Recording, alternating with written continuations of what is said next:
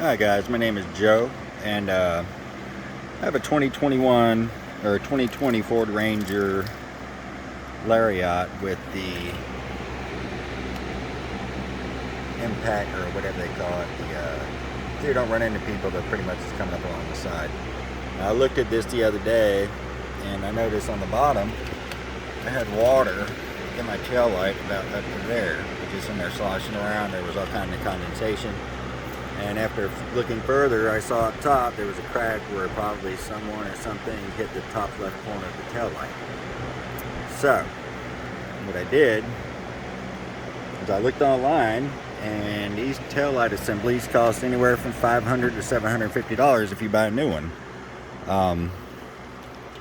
You see that crack there, and what I did is, where the crack was, I took a Dremel and put some edges in there for my filler. On the top,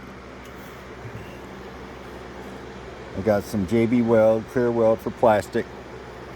As you can see, I just put a bead along there where the outside plate meets the housing all the way to there.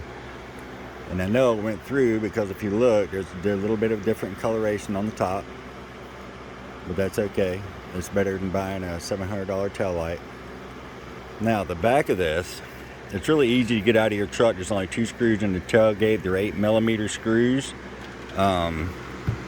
You'll take those 8mm screws out and you pull it out of the angle. Now, the back of this, there's a plug-in that goes from the truck, of course, and it plugs into this.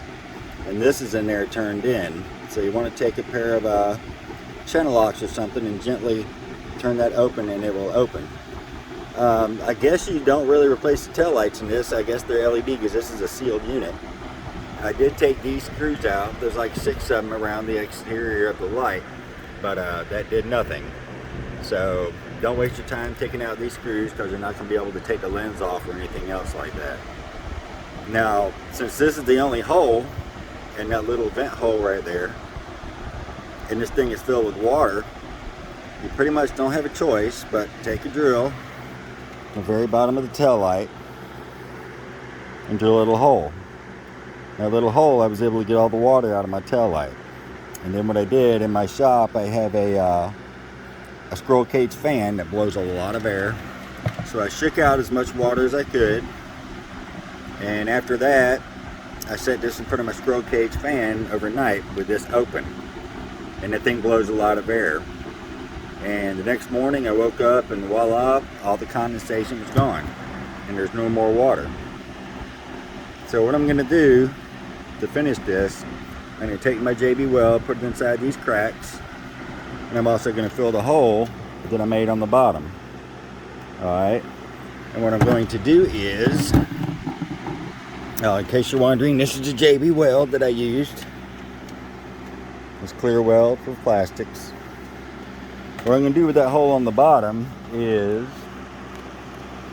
I have a little piece of plastic, if you can see it there, real thin plastic, came off like some type of packaging.